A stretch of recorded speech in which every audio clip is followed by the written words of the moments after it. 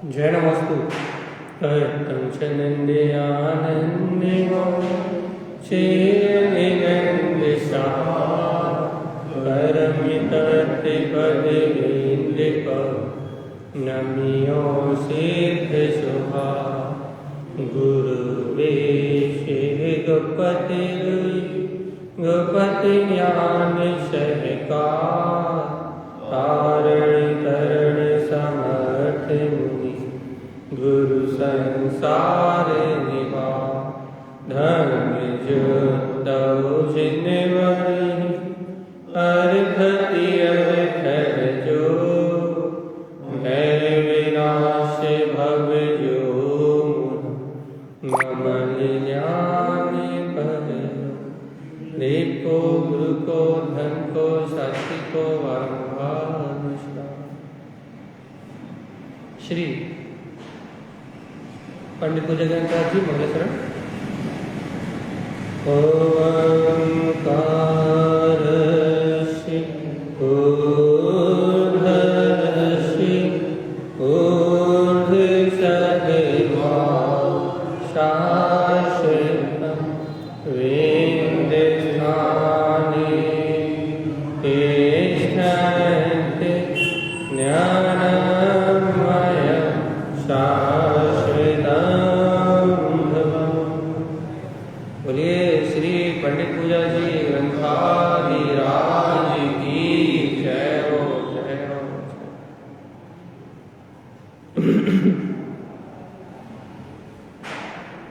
मंत्रोच्चारण करेंगे एक साथ।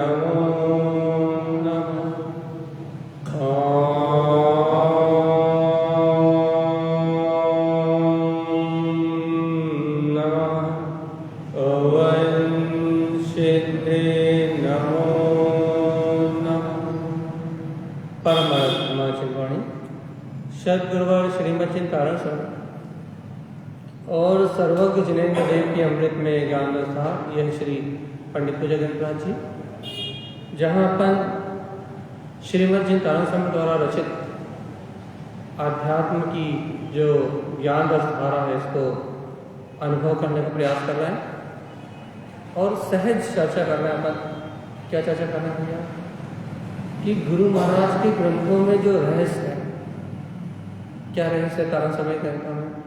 तारण स्वामी के ग्रंथों में अपने शुद्ध आत्म तत्व को अनुभव करने का रहस्य।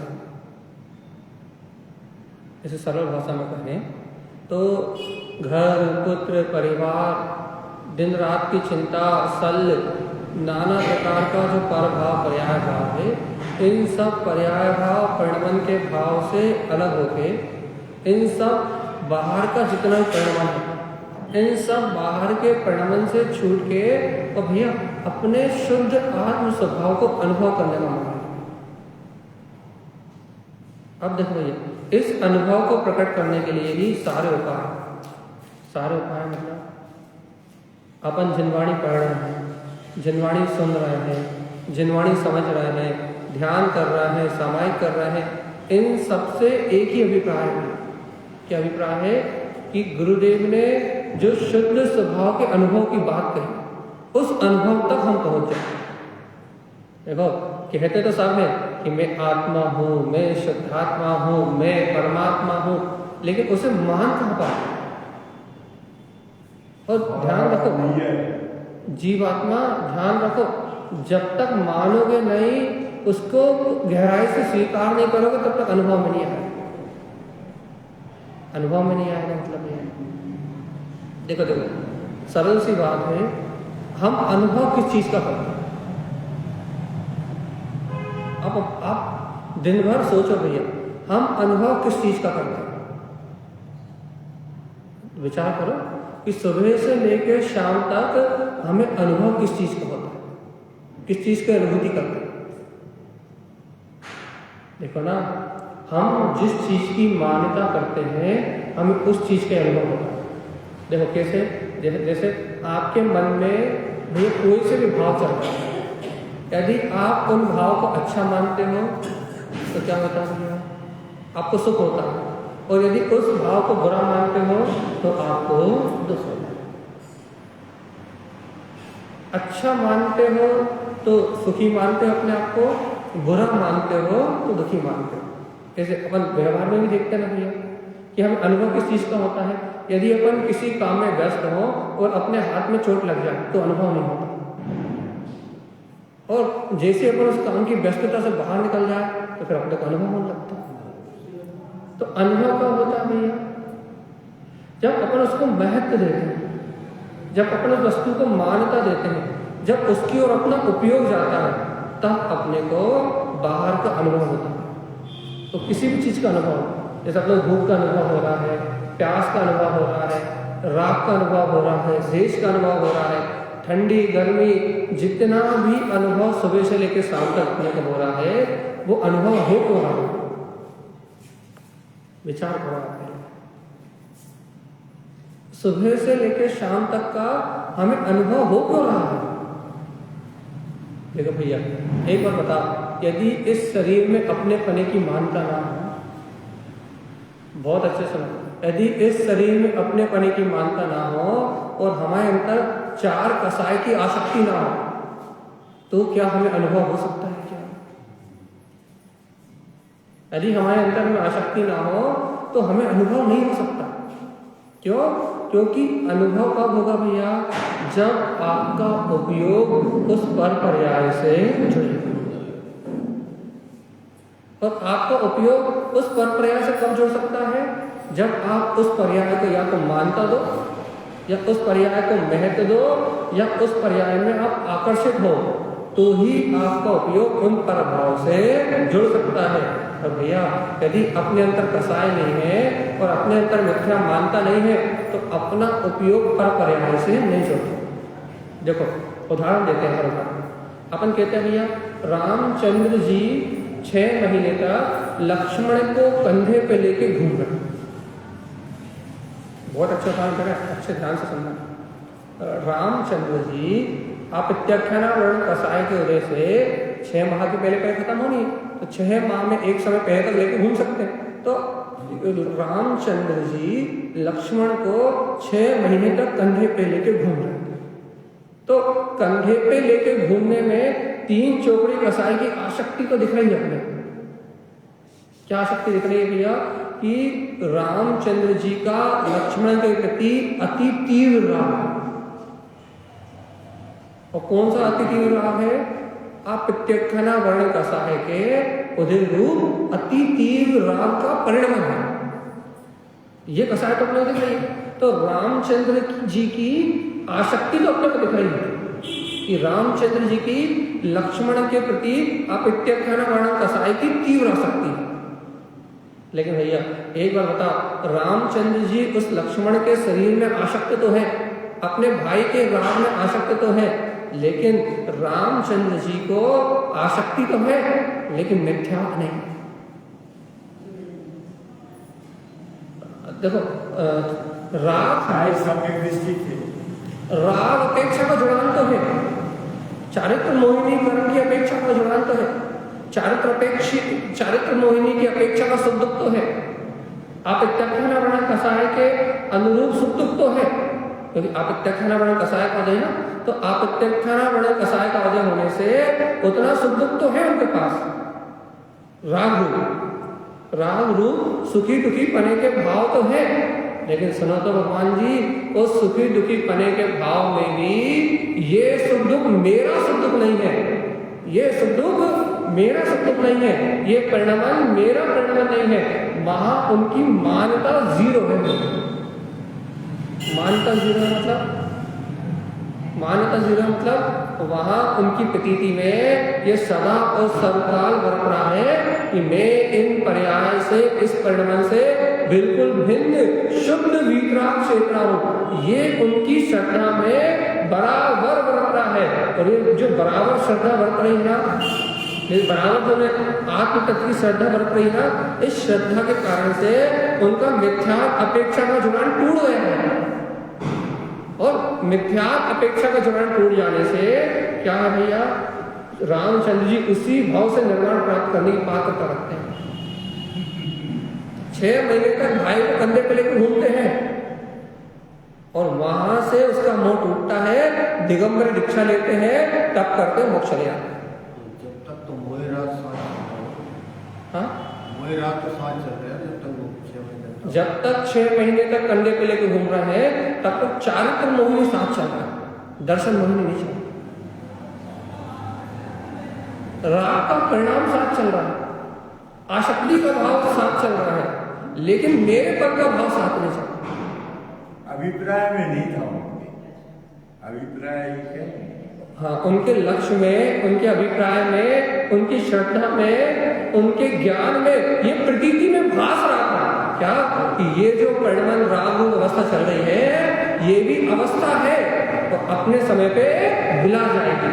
मतलब उन्हें अपने शुद्ध तत्व का गाढ़ श्रद्धान बरत रहा था भैया कि मैं तो वो शुद्ध चेतना ही हूँ। भैया आप इसकी डंके की चोट पे कैसे कह सकते हो कि उनके अंतर में शुद्ध चेतना का श्रद्धान बरत रहा था?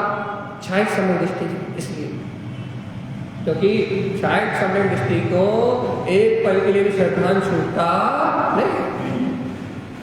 और जब क्षायिक समय दृष्टि को एक पल के लिए भी श्रद्धा नहीं छूटता तो भगवान आत्मा जब एक पल के लिए भी श्रद्धा नहीं छूटता तो ये बात तो पक्की हो गई भैया कि उनकी श्रद्धा में एक समय के लिए भी मलिनता आ सकती, श्रद्धा में एक समय की मलिनता नहीं आ सकती। और चारित्र मोहिनी के परिणमन में पूरा का पूरा मुर्दा लेने का पूरा परिणमन चल सकता है। श्रद्धा में एक समय की कचास नहीं आ सकती, आत्मा की प्रतीति में एक समय का अंतराय नहीं आ सकता, और बाहर से शरीर से मुर्दा को उठाने रूप सारा परिणमन चल सकता है। तो ये क्या हो गया भैया, ये हो गया कि ज्ञानी की ज्ञान धारा, उसका श्रद्धान उसकी स्वपुरुषार्थ के बल पे चलता है, और कर्म धारा पूर्ववत बंधे कर्म के अनुसार चलता है। जो ज्ञानी जीव होते हैं, क्षायिक समय दृष्टि जीव होते हैं, जिन्होंने आत्मज्ञान को प्रकट कर लिया होता है, जो आत्मज्ञानी है, आत्म अनुभवी जीव है, जिन्होंने आत्म अनुभव को प्रगटा लिया है, जिनकी अनुभूति में अपना परम विपराग तत्व आ गया है, उन ज्ञानियों की, उन आत्मज्ञानियों की ज्ञान धारा बिल्कुल अलग होती है और वो अंतर में होती है, वो बाहर पकड़ने नहीं आती। और उनकी जो कर्म धारा होती है, जो उनकी कर्मों की धारा होती है, वो बाहर चलती हुई दिखाई देती है। तो भैया तो इसलिए ज्ञानी की ज्ञान धारा एकदम भिन्न है और उसकी चलने वाली कर्म धारा एकदम ही विपरीत है। अभी देखो रामचंद्र का लिया, अब 5 पांडव को चलते हैं। 5 पांडव का सबसे अच्छा विषय लेते हैं। 5 पांडव क्षायिक समय दृष्टि, जुआ खेलने चले गए, 7 वैष्णव के त्यागी के नहीं। 5 पांडव क्षायिक समय दृष्टि, धर्मराज युधिष्ठिर, धर्म का प्रतीक, जिन शासन के प्रभावक, जनेन्द्र भगवान की वाणी की प्रभावना करने वाले, समोशन में वाणी सुनने वाले भैया, ऐसे धर्मराज युधिष्ठिर और भीम जैसे धर्मात्मा ये जुआ खेलने कैसे चले गए? इनकी मति कैसे भ्रष्ट हो गई?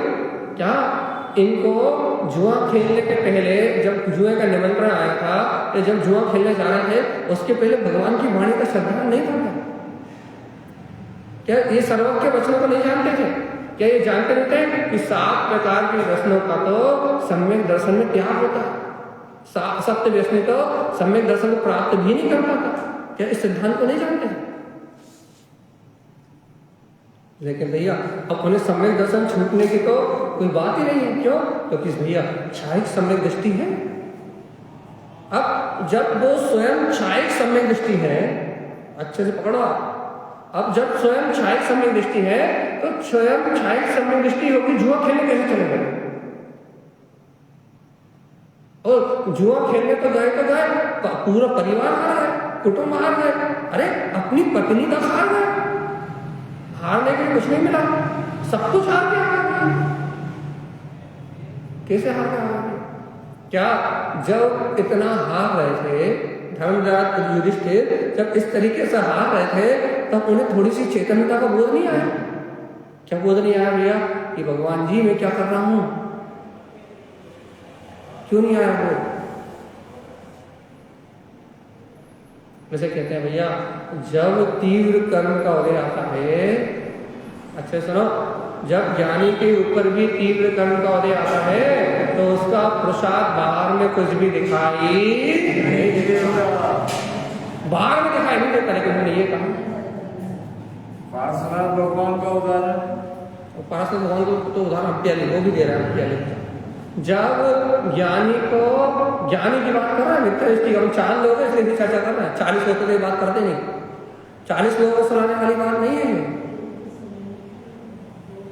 जो सम्यक दृष्टि ज्ञानियों की बात है, जो स्वाक्षंदियों के लिए नहीं है।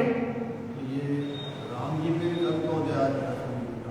हाँ, 6 महीने तक नारायण और पिति नारायण का ऐसा सुयोगी है कि नारायण पिति नारायण को मारता है और नारायण बलभद्र को 6 महीने तक कंधे पे लेकर घूमता है।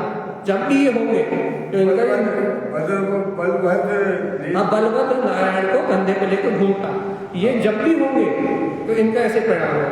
इनकी कसाई ऐसी ही बनी होती है, इनकी जो कसाई होती है प्रेम होता था।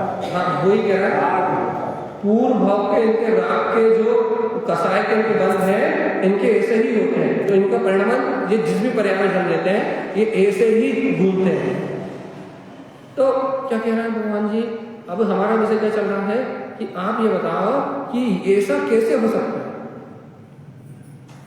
कि धर्मराज जो युधिष्ठिर जुआ कैसे खेल सकते हैं? या उनकी रुचि नहीं थी, जुआड़ी नहीं थे वो रुचि नहीं थी, जुआड़ी नहीं थे वो। तो फिर क्या उनका कर्म उदय का निमित्त, उनकी संपत्ति की हानि का निमित्त, उनके सारे वनवास का निमित्त उसी परिणाम से आना था। तो भैया जब ज्ञानी के ऊपर कर्म की दशा आती है, कर्मों के बंध के उदय आते हैं, कर्मों की दशा आती है, तब उसका बाहर में कोई प्रसाद चलता हुआ नहीं, बाहर में दिखाई देता। लेकिन अंदर में तो जैसा का तैसा स्पष्ट प्रसाद चलता। अब देखो, अर्जुन क्षत्रिय था कि नहीं था? भीम क्षत्रिय था कि नहीं था? ये लोग क्षत्रिय थे कि नहीं थे? लेकिन जब इन्होंने अज्ञातवास काटा तो कोई बावर्ची, कोई स्त्री, नाना प्रकार के दास दासियों के रूप में थे कि नहीं थे? तो बता, मतलब जब तीव्र कर्म की दशा आती है तो बड़े बड़े पुण्य आत्माओं को भी और बड़े बड़े धुरंधरों को भी बर्तन मारने पड़ते हैं, भोजन बनाना पड़ता है, नृत्य करना पड़ता है, ढोलक बजानी पड़ती है। 5 पांडवों की बात कर रहा है, 3 खंड के अधिपति, उन्हें बर्तन मारने पड़ते हैं, भोजन बनाना पड़ता है, नृत्य दिखाना पड़ता है। आप देख रहे हो, द्रौपदी जैसी महारानी, सम्राट, अर्ध चक्रवर्ती सम्राट, इनको क्या करना पड़ता है? वो बर्तन मारने पड़ते हैं, दास बनना पड़ता है। कब? जब कर्म की धारा आती है। तो समझना पड़ेगा अपने को, जब जीव की कर्म की धारा आती है तो बड़े बड़े धुरंधरों के परिणाम भी बदल जाते हैं। लेकिन भगवान जी बाहर में कर्मों के परिणाम बदल जाते हैं, लेकिन अंतर में अपने ज्ञायक तत्व की स्मृति नहीं छूटती, चाहे तत्व नहीं। यह श्रद्धान की महिमा, यह वीतराग स्वभाव की महिमा कि बड़े बड़े धुरंधरों के परिणाम बदल जाते हैं, बड़े बड़े धुरंधरों के परिणाम बदल जाते हैं, बड़े बड़े धुरंधरों के सहयोग और उनकी नाना प्रकार की क्रियाएं बदल जाती हैं, लेकिन उनके अंतर का सत्य श्रद्धान, उनके अंतर का विवेक कभी नष्ट नहीं होता, उनकी प्रज्ञा जागृत है। अर्जुन युद्ध कर रहा है, रावण जीवों को मार रहा है। और देखो तो अब आपने एक नाम बोल दिया था, क्या नाम दिया था पीछे आपने? पारसनाथ भगवान। भैया पारसनाथ भगवान का जीव के ऊपर कमट का जीव 10 भाव का उत्सर्ग करता है। पारसनाथ भगवान की जीभ पे कमठ 10 भाव का अवसर करता रहा, लेकिन देखो तो भगवान जी वहां पारसनाथ भगवान के जीभ का प्रसाद तीव्र था, उसकी कर्मों की दशा उत्कृष्ट थी, पुण्य की थी, तो वो जीतता रहा और वो कमठ का जीव हमेशा दुर्गतियों में जाता है। तो वहां तो पारसनाथ भगवान की दशा उत्कृष्ट थी, पुण्य आत्मा थे, तो उनकी दशा और कुछ थी, लेकिन यह अर्जुन की और कृष्ण की और राम की दशा तो बिल्कुल उल्टी चल रही है। पारसनाथ भगवान की दशा तो बहुत क्या बोलते हैं अच्छी दिख रही है, अच्छी खासी दिख रही है, लेकिन यहाँ अर्जुन की दशा, 5 पांडवों की दशा देखी जाए, कृष्ण की दशा देखी जाए और क्या बोलते हैं राम की दशा देखी जाए, तो इनकी दशा तो बिल्कुल उल्टी चलती हुई दिखाई दे रही है। बता भैया, देखो तो इनकी इस चलती उल्टी चलती हुई दशा में श्रद्धान में कोई अंतर नहीं, शायद सम्यक दर्शन को प्राप्त कर लिया है, इसलिए ज्ञानी सम्यक दृष्टि को अपनी श्रद्धा में रंच मात्र भी अंतर नहीं। भैया अब ये बात हमने क्यों कही थी, क्योंकि ये बात हमने क्यों सुनाई थी, क्या बताने के लिए सुनाई थी? 3-3, 4-4 उदाहरण काय के लिए दिए थे? आसक्ति का जुड़ान और मानता का जुड़ान। जीव का 2 प्रकार से जुड़ान है, पर पर्याय में चलने वाले परिणाम में जीव का 2 प्रकार से जुड़ान है, एक मान्यता रूप मिथ्या मान्यता रूप जुड़ान है और दूसरा राग रंग के जो परिणाम चल रहे हैं उन राग रंग के परिणाम के चलने रूप जो आसक्ति है, दूसरा आसक्ति रूप जुड़ान है। 2 प्रकार से जुड़ान है। जीवात्मा देखो भैया, अभी आसक्ति रूप जुड़ान जितना अपन छोड़ पा रहे हैं उतना छोड़ रहे हैं, राग देश की विषय वासनाओं की आसक्ति को हटा के जितना उपयोग करके चिंतन लगा पा रहे हैं, लेकिन भगवान आत्मा सावधान सावधान सावधान। हमने ये कहा था आपसे कि अपन जितना पर पर्यायों की मान्यता करते हैं उतना वेदन होता है। पर पर्याय की मान्यता करते हैं मतलब जितना हम पर में सुखी दुखी, हम किसी को अपना मानते हैं, किसी को पराया मानते हैं, किसी परिणाम को अच्छा मानते हैं, किसी परिणाम को बुरा मानते हैं, हम जितना पर पदार्थ को मान्यता देते हैं उतने हमारे अंदर में दुख उपलब्ध होता है। इसलिए जीवात्मा अपनी मान्यता पर तोड़ दो, बस राग से कोई दिक्कत नहीं, सिर्फ अपनी मान्यता तोड़ दो, अपनी मानसिकता को तोड़ दो। और मानसिकता को तोड़ दो मतलब अपनी मान्यता का मोह तोड़ दो भैया। मान्यता का मोह तोड़ो मतलब भगवान जी कहीं कुछ भी मत मानो, क्योंकि भगवान जी मान्यता देने के लिए तो एक ही स्थान है और वह स्थान है मैं शुद्ध तत्व शुद्धात्मा ही हूँ। और जीवात्मा जिस पल अपने शुद्ध आत्म तत्व की मानता अपने अंतर में बैठेगी, 4-5-6 उदाहरण जितने दिए हमने सिर्फ इसलिए दिए, जिस समय ये मानता अपनी दृढ़ हो जाएगी कि मैं शुद्ध तत्व शुद्धात्मा ही हूँ, उस दिन ये उपयोग दुनिया के प्रपंचों को छोड़ के अपनी ओर आ जाएगा।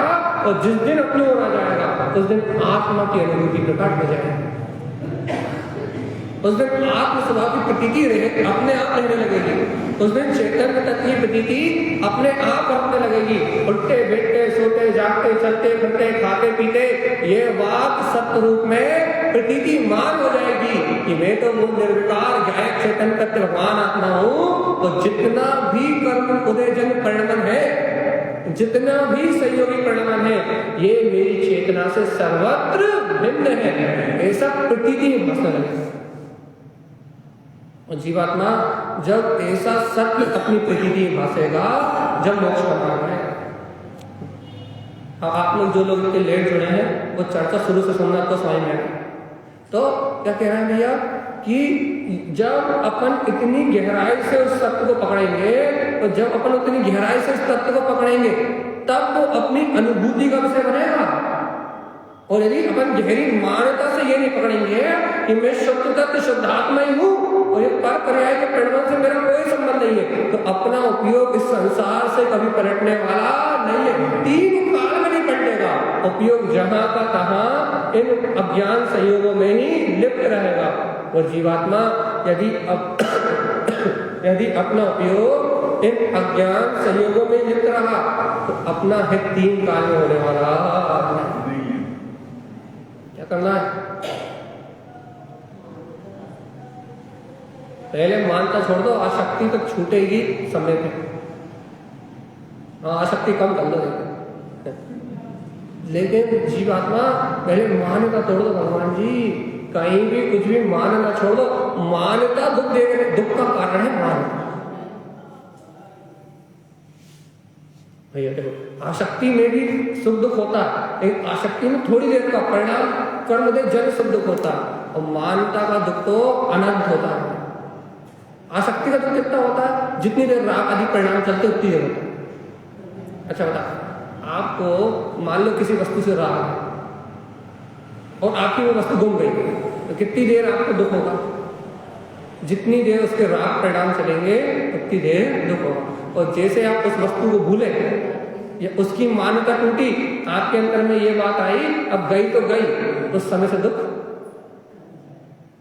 कम हो जाएगा। या जैसे जैसे भूलोगे तो भूल खत्म हो जाएगा। जैसे जैसे उस वस्तु को भूलोगे, जैसे वैसे वस्तु की मान्यता खत्म होगी, या जैसे जैसे उस वस्तु के प्रति राग का जो भाव चल रहा था, वो राग का भाव जैसे जैसे टलेगा वैसे वैसे आपका दुख खत्म हो जाएगा। तो राग जब तक चल रहा, आसक्ति का दुख कितना है? आसक्ति का दुख कितना है? जितनी समय वो आसक्ति है उतना है। और मानता का दुख कितना? अनंत। यदि मान्यता में कोई वस्तु बैठी है, तो यदि वो वस्तु मान्यता से नहीं छूट रही, तो मान्यता का दुख तो अनंत अनंत है। आसक्ति का दुख उदयजन परिणाम है, उदयजन कर्मधारा के अधीन है, और मान्यता का दुख तो अनादि अनंत है। क्यों? जीवात्मा यदि मान्यता मिथ्या है तो राग देश तो कभी खत्म होने वाला है ही नहीं। अनंतनबंदी कसा चोपड़ी मार के बैठी रहेगी। मिथ्या सहित तो अनंतनबंदी, अनंत संसार का अनुबंध कराने वाली कसाई चोपड़ी मार के बैठी रहेगी, और अनंत संसार में परिभ्रमण कराने वाली कसाई यदि चोपड़ी मार के बैठी रही, जीवात्मा तुझे कभी कल्याण का भाव प्रकट नहीं होगा। तो गुरुदेव की बात अंतर अनुभूति की है, स्वानुभूति की है, लेकिन वो अंतर स्वानुभूति की बात, वो अंतर सूक्ष्म स्वानुभूति की बात, वो पकड़ने सामान्य जीवों को नहीं है। वो तो परिणाम को पकड़ेंगे, वो तो बाहर के परिणाम को पकड़ेंगे, वो तो बाहर की क्रिया को पकड़ेंगे, वो तो बाहर की चर्या को पकड़ेंगे, वो तो बाहर के शब्दों को पकड़ेंगे। लेकिन जो आत्मार्थी है और जो ज्ञानी है, उसकी दशा वो ही जानता है। क्यों? आप पांडव को जुआ खेलते समय ये सिद्ध करके बताओ धर्मात्मा, आप पांडवों को भैया नाना प्रकार का भ्रम भेष बनाते हुए, दास दासियों की तरह सेवा करते हुए ये सिद्ध वर्क करके बताओ कि ये भैया क्या बोलते हैं 3 खंड के अधिपति। आप पुण्य आत्मा सिद्ध नहीं कर सकते। जब पाप कर्म का उदय आता है, जब आप उसे पुण्य आत्मा सिद्ध नहीं कर सकते, तो जब कर्म का वेग चलता है तो रामचंद्र जैसे भी बाहर में क्या करते हुए दिखाई देते हैं? लक्ष्मण जैसे नारायण के लिए रुदन करते हुए दिखाई देते हैं। ये क्या है? ये आसक्ति है। ये क्या है? ये आसक्ति है। ये आसक्ति का परिणाम है, ये आसक्ति का परिणमन है।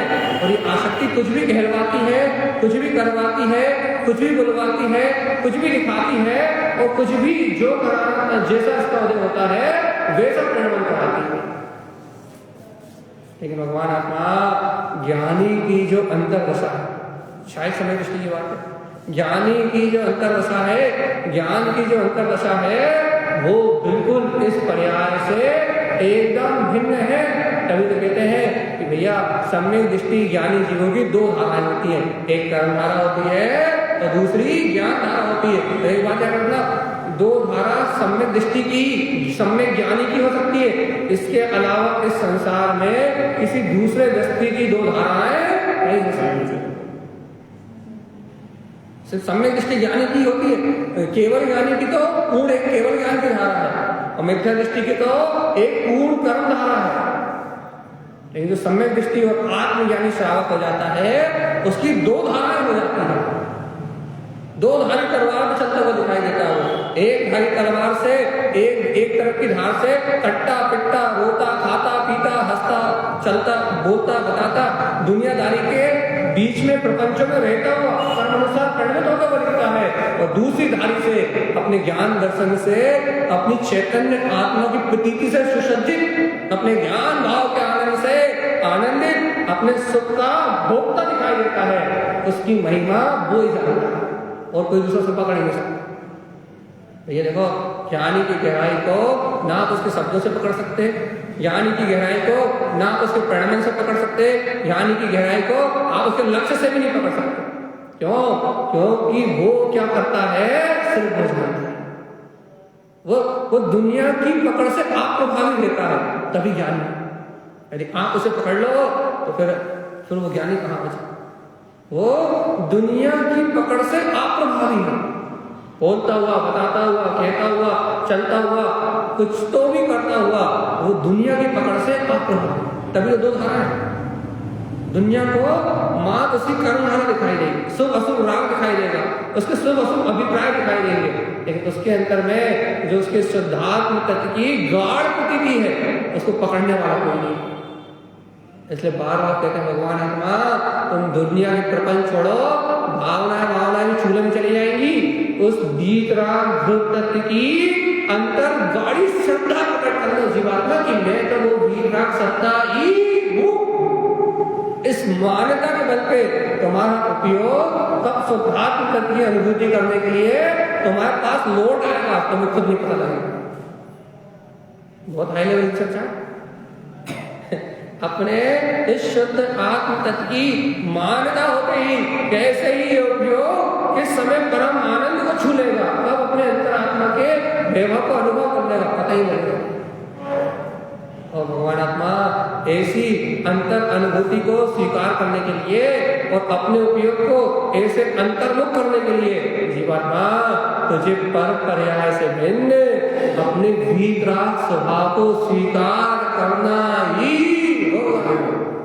और बाहर में परिणाम चाहे कुछ भी चल रहा, कुछ भी चल रहा, कुछ भी चल रहा हो, कोई फर्क नहीं पड़ना चाहिए। तो मानते हैं सम्यक दृष्टि और ज्ञान, सम्यक दर्शन और ज्ञान की अनुभूति को प्राप्त करने वाला कौन? जिसकी मान्यता में एक प्रकाली ध्रुव स्वभाव है और किसी की चिंता फिकर नहीं है, सबको उड़ा के फेंक, मन की मान्यताओं को मार दे। भैया देखो, मन का जो परिणाम है, जीव के जो मन का परिणाम है वो अज्ञान भाव है। और अज्ञान भाव मतलब जीव के संस्कार मोह राग देश के हैं, तो जीव का मन ये अज्ञान भाव ये इच्छाओं वासनाओं की ओर खींचता है। क्यों? क्योंकि इसका अनादिकाल का संस्कार ही वो है, और इसका ये अनादिकाल का संस्कार है।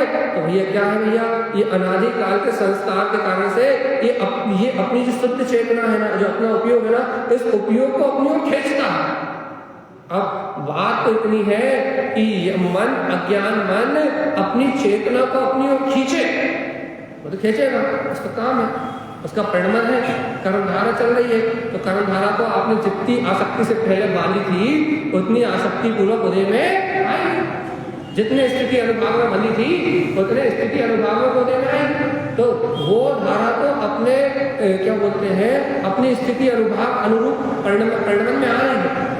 लेकिन भगवान जी वो धारा परिणाम में आए और तुम अपने स्वभाव की प्रतीति को ना छोड़ो तो कोई बात नहीं, तो मैं मानता हूं फर्क ना पड़े। बहुत मुश्किल है बाबू जी का। देखो भगवान जी वो धारा अपने प्रबल वेग से उदय में आए, तो छाया सम्यक दर्शन तो है नहीं अपने, और छाया सम्यक दर्शन होता तो किसी का बाप नहीं छोड़ा सकता, लेकिन अभी छाया सम्यक दर्शन तो है। तो अब अपना पुरुषार्थ लगाना पड़ेगा, अब अपने पूरी ताकत लगानी पड़ेगी कि वो कर्मधारा कितने ही प्रबल वेग से आए, कितनी आसक्ति के साथ आए, कितने ही प्रपंचों को लेके आए, बाहर में कैसे ही परिणाम लेके आए, लेकिन यहाँ से मेरे अंदर से मेरे ज्ञान में दबापन नहीं आना चाहिए, मेरी अंतर शक्ति का बहुमान मेरे अंदर उछलता रहना चाहिए कि मैं तो इस बाहर के प्रपंच से भिन्न वो शुद्ध चेतना ही हूँ। आम ब्रह्मास्मि सिद्ध होगी, अंतर ललकार उठनी चाहिए। और ये ललकार उठती है, ये ललकार उठती है तो आपका उपयोग समस्त प्रपंचों के माया जाल को तोड़ के बाहर निकल जाए। थोड़ी देर में सब धाराओं को चीरता हुआ ज्ञान का सूर्य खिल जाएगा, सब धाराओं को सर्वनाश करता हुआ अपनी चेतन शक्ति का प्रकाश हो जाएगा। और जीवात्मा, और यदि ऐसा बल नहीं जागता तो फिर कायरों का मार्ग तो ये है ही, मार्ग तो कायरों का है नहीं, ये मार्ग तो कायरों के लिए है ही नहीं। जो अपने मन से दब जाए, जो मोह से दब जाए, जो पर्याय से दब जाए, जो परिणमन से दब जाए, जो अपनी मन को ही नहीं संभाल पाए, अपनी मान्यताओं को नहीं संभाल पाए, अपनी बुद्धि को ही नहीं संभाल पाए, ये मार्ग तो ऐसे लोगों का है ही नहीं। मार्ग इन लोगों का भैया जिनके अंतर में, जिनकी अंतर सत्ता में, जिनकी अंतर शक्ति में अपने गुरु का अकाट विश्वास हो, अथय विश्वास हो, और ये विश्वास हो कि जो गुरु करेगा वो बिल्कुल सही, सत्य, ध्रुव और प्रमाण। जहां मेरा हित है वही मार्ग तारण स्वामी ने दिखाया। अब तारण स्वामी ने वही मार्ग दिखाया है तो बस मेरा तो एक ही काम है। तारण स्वामी ने कहा, क्या कहा भैया, कि मैं तो शुद्ध तत्व शुद्धात्मा ही हूँ। बाहर में जितना काम हो रहा वो मेरे पुण्य पाप का फल, जितना भी कर्म हो रहा है वो मेरे पुण्य पाप का फल है, और मेरे लिए कोई नई अनुभूति का देने वाला है। नई नई अनुभूति, नया नया ज्ञान, नया नया अंतरात्मा का रहस्य, नई नई बातें अंतर से कैसे बसती, गहरा गहरा आत्मज्ञान कैसे आता है, गहरी गहरी अनुभूति कैसे आती है, गहरा गहरा चिंतन कैसे आता है। आप अनंत तत्व की गहराई में और गहरे कैसे उतरते हो, आपको अंतर की, अध्यात्म की सूक्ष्म बातें कैसे पता लगती है, आपको आध्यात्मिक अनुभूति के ये आनंद भरे, ये भगवान की वाणी के शब्द, भगवान की दिव्य ध्वनि के शब्द, ये कहां से आते हैं? अरे जब आप उस अंतर गहराई में उस प्रतीतिमान, उस परम सत्ता को, जब आप उसको अपनी प्रतीति में बसा के बैठते हो, तब ऐसा आता है। और यदि मैं वो शुद्ध चेतना हूं, यदि प्रतीति से चला जाए तो कुछ नहीं हो सकता। ये आनंद की चर्चा, ये आनंद की वर्षा, ये आनंद का अमृत, ये अंतर की जय जयकार, ये अंतर की गर्जना, ये सब उस प्रतीति से जन्म लेती है, बुद्धि की ताकत नहीं। वो मैं ही हूं, इस विश्वास को उछलता है शोर, मैं ही वो अभेद वितराग ध्रुव सत्ता हूं, इस विश्वास को उछलता है शोर। और जब ज्ञानी का इस सत्य के विश्वास से अपना शोर उछलता है, तब चारों तरफ जय जयकार मचती है, और यहाँ किसी की कोई औकात नहीं रह जाती, ना बाहर के पर्याय की, परिणमन की, भाव की, कुछ भी नहीं, सब न्यूट्रल हो जाता है। बस एक बार तुम्हारी जहन में बस तो जाए अपना भीतरा पदार्थ कि मैं तो वो शुद्ध चेतन मात्र सत्ता ही हूँ, जिसका किसी पर्याय भाव से कोई संबंध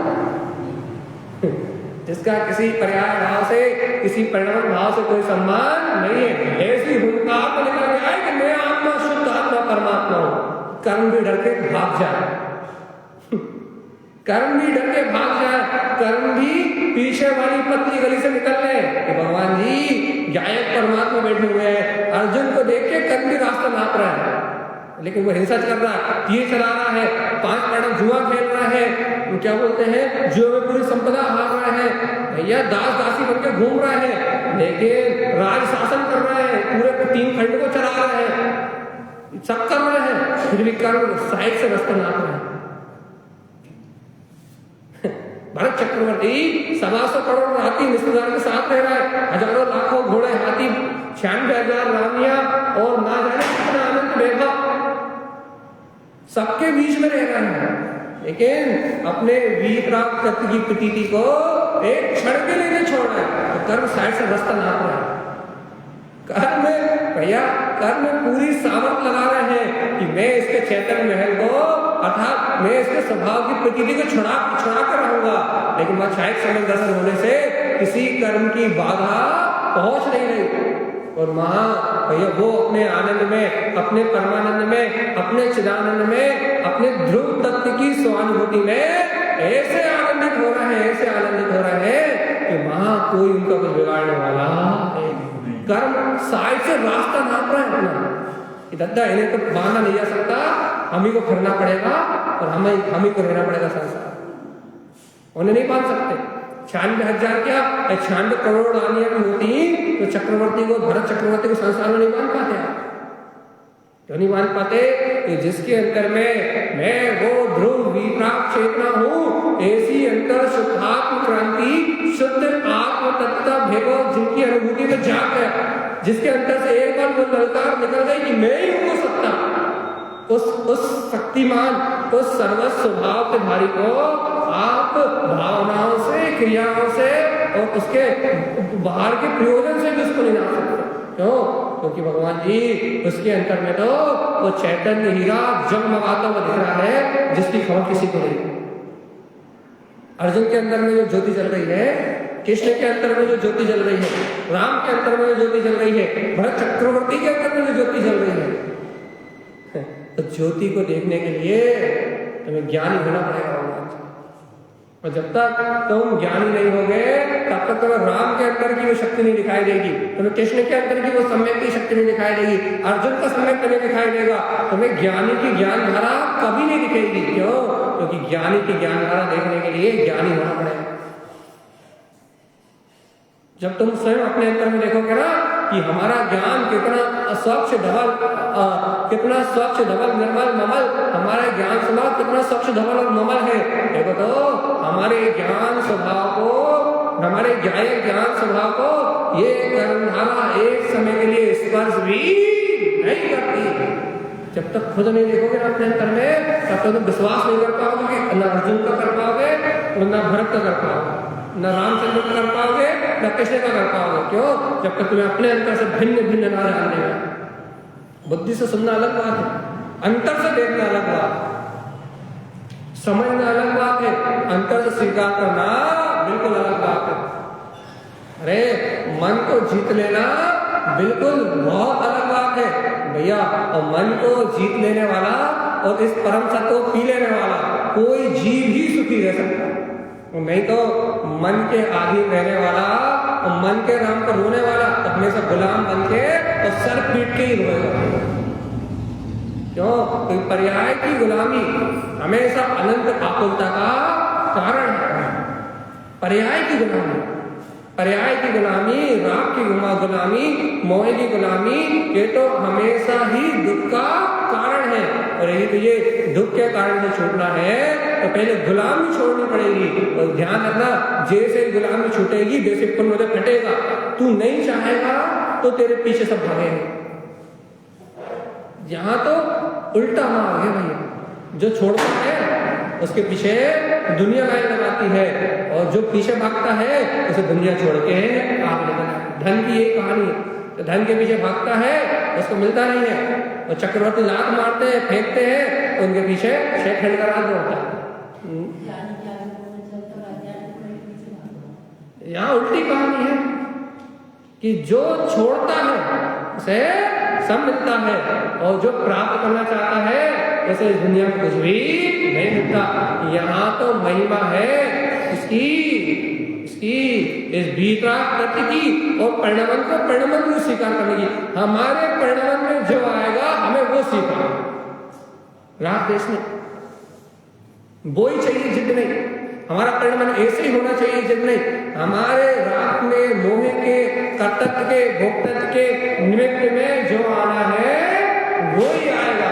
हमारे राग द्वेष कर्तव्य भोक्तत्व जितना भी निमित्त है ना, पूर्व निमित्त निमित्त संबंध जैसे बने ना, हमारे निमित्त में जिसका परिणाम होना है उसका ही होगा, और जिसका नहीं होना उसका नहीं होगा।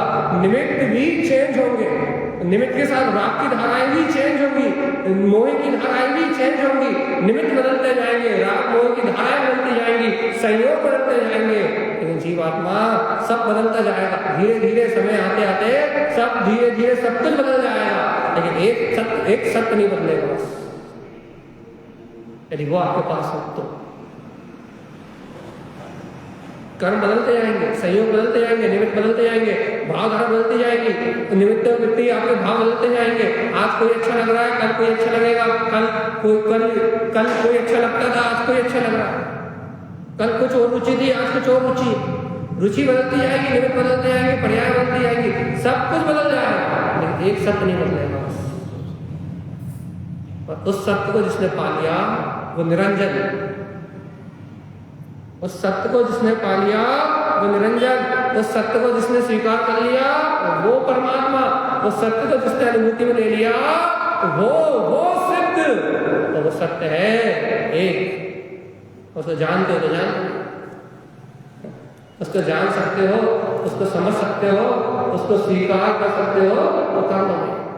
वो नहीं कर सकते तो जीवन में होने के अलावा कुछ है। और वो सत्य है सब पर्यायों से अतीत, सब परिणमन से अतीत, सब भाव से अतीत, मेरा शुद्ध गायक तत्व परमात्मा, जिसको स्वीकार करके मैं हर समय खुश, आनंद और मस्ती में जीवन जी सकता हूँ। वो मेरा परमात्मा मेरे पास है, वो मेरा शुद्ध त्रिकाली देव मेरे पास है, तो मुझे और किसी की जरूरत नहीं है। और बाकी जो कुछ हो रहा है वो गुरुदेव की मर्जी से हो रहा है, और जो गुरु की इच्छा से होता है वो सब सत्य है, सब ध्रुव है और सब प्रमाण है। ये विश्वास कारण सामने पे भी नहीं।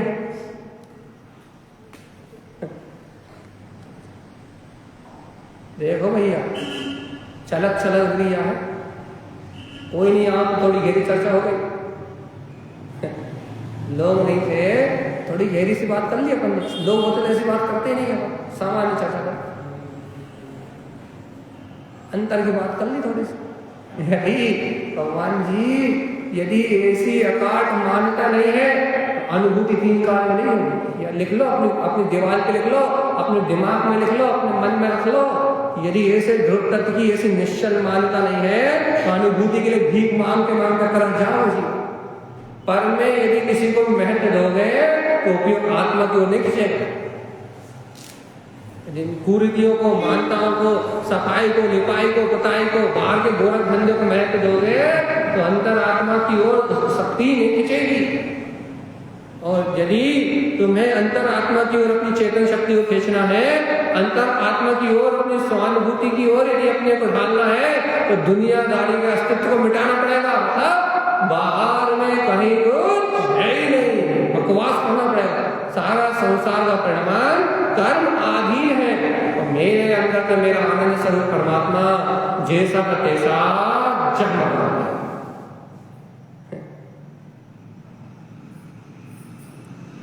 आवाज स्पष्ट नहीं आ रही भैया, इतनी लेट क्यों कह रहे हो? आप लेट भी तो जुड़े, इतनी लेट क्यों जुड़े आप? मूल चर्चा तो निकल ही गई। तो क्या कह रहा है भगवान जी? जब तक अपन इस वीतराग, इस अनंत शक्ति को जब तक स्वीकार नहीं करेंगे, तब तक वो वीतराग तत्व की अनुभूति का मार्ग नहीं बनेगा। इतने सारे जितने उदाहरण हमने दिए आज, 6, 7, 8 जितने भी दिए, वो सारे उदाहरण, वो सारे जितने भी उदाहरण हैं, वो सारे उदाहरण अपनी चैतन्य मात्र सत्ता को सिद्ध कर रहे हैं, सब के सब। उन सारे उदाहरणों में बस एक ही बात है, क्या है कि अपने स्वभाव का सहकार, अपने शुद्ध तत्व की अनुभूति का सहकार है। बस एन केन पिकरेण, हर कीमत पे मुझे अपना शुद्ध स्वभाव स्वीकार होना ही चाहिए। यदि भैया अपना स्वभाव स्वीकार नहीं है, तो इस दुनिया में तुम्हारा कोई तारणहार नहीं है। चाहे तुम कितनी क्रिया कर लो, चाहे बाहर के तुम कितने ही प्रपंच कर लो, और चाहे तुम कितने ही बाहर के उपद्रव कर लो, जब तक अपने अंतर आत्मा को नहीं स्वीकार करोगे, तब तक अपने स्वभाव का अनुभव नहीं होगा। भगवान बार बार अंतर अनुभूति को अपने अंतर प्रगटाने के लिए स्वभाव की महिमा को प्रगटाओ जीवात्मा।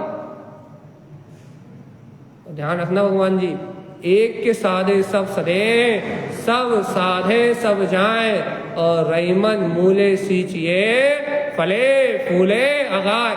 देखो भैया, अपने शुद्ध आत्म तत्व की प्रतीति रखोगे, गायक तत्व का सिद्धांत रखोगे, तो बाहर में भी सब अनुकूल होने लगेगा, जैसा चाहोगे वैसा होने लगेगा। और यदि अपने शुद्धात्म तत्व की महिमा नहीं रखोगे, अपने शुद्ध तत्व का विश्वास नहीं रखोगे, तो बाहर में भी दर दर के भिखारी बने रहोगे, चाहोगे कुत्ते ही चाहत करते रहो, कुछ मिलने वाला नहीं है।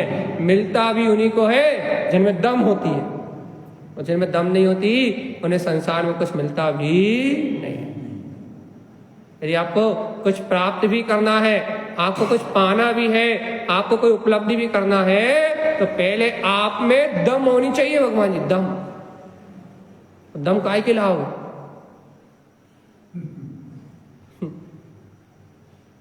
आपको दम काहे की लाओगे?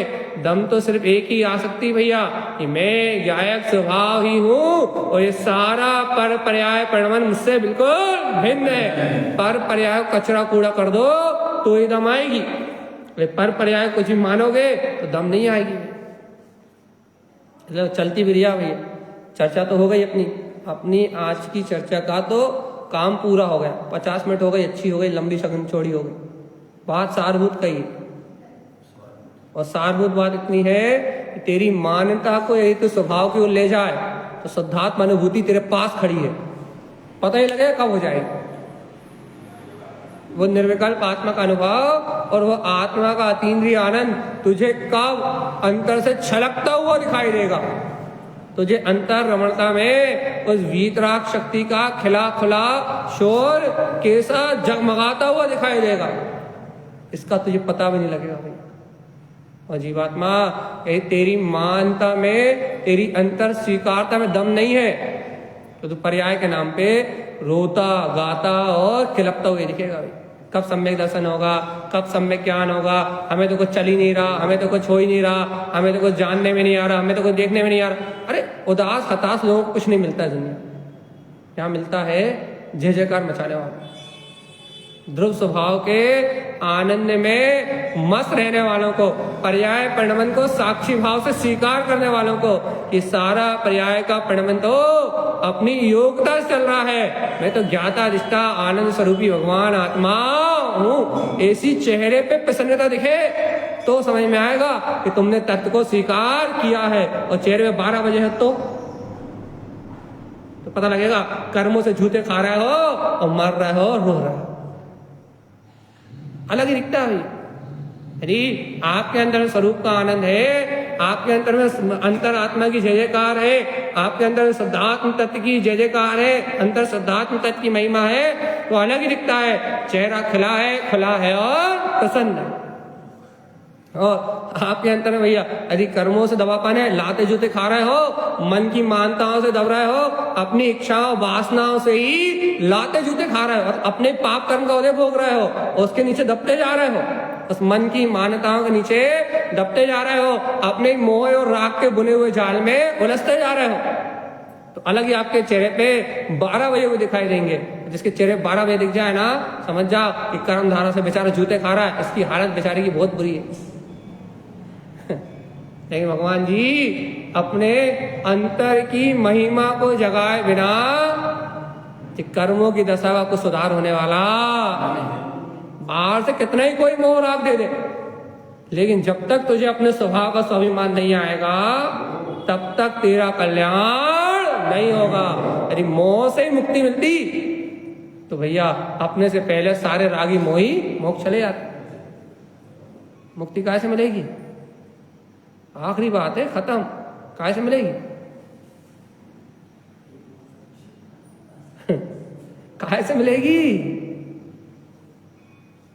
नहीं पता काय से मिलेगी भैया? शुद्ध तत्व शुद्धात्मा की गहरी मान्यता करने से कि मैं तो वो शुद्ध स्वभाव हूँ, दुनिया को फुकलेट कर देने से, भाड़ में जाए सारी पर्याय और भाड़ में जाए सारा परिणमन।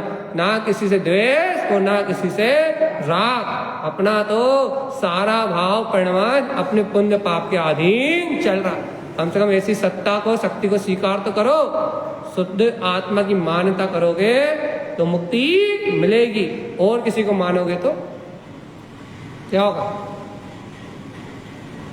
या तो मुक्ति या तो तेरे की मुक्ति तो बटेगी, फिर तो अच्छी बात ही नहीं। मान्यता बदल लो तो किसी भी हालत में अपने स्वभाव को स्वीकार कर लो, तो दो धाराएं हो जाएंगी। अपना सुख अलग चलेगा और पर्याय का परिणाम अलग चलेगा, और जब दो हो जाएंगे तब आनंद आएगा। जब तक एक रहेगा ना, कर्म कर्म कर्म, तब तक आनंद आने वाला नहीं। दो होने चाहिए, दो। इस भूमिका में, आवृत्ति की भूमिका में एक तो होने नहीं चाहिए। हताशा, उदासा, लटकाया हुआ महाराज झीकापन तो होने नहीं चाहिए, दो होना चाहिए। क्या दो होना चाहिए? एक में त्रिकालियों की प्रसन्नता होनी चाहिए और कर्मधारा उपद्रव मचाती रहे, फिर कोई दिक्कत नहीं। दो होने चाहिए, एक नहीं होना चाहिए। यदि एक हो गया तो मिथ्या दृष्टि हो जाओ,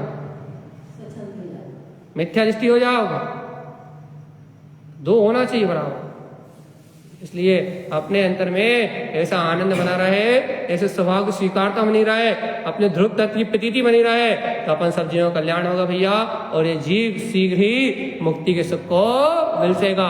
ऐसे श्रीमद् जिनतारण स्वामी का हम समस्त भव्य आत्माओं के लिए मंगल में उपदेश है। बोलिए आचार्य प्रवर सतगुरुवर संत तारण तरणचार्य जी महाराज की जय हो। जय नमोस्तु तत्तुम चनंदे आनंदिमो चेनिनंद शाह परमितति पतिवेंदिका नमियो सिद्ध स्वभाव गुरु वेशे गुपति गुपति ज्ञान सहिका तारण तरण समर्थ गुरु संसार निवा धर्म जुतौ जिनवरे अर्थ तीर्थ है जो है विनाश भव जो ममल ज्ञान परिण। देखो रुको धर्म को साक्षी को परम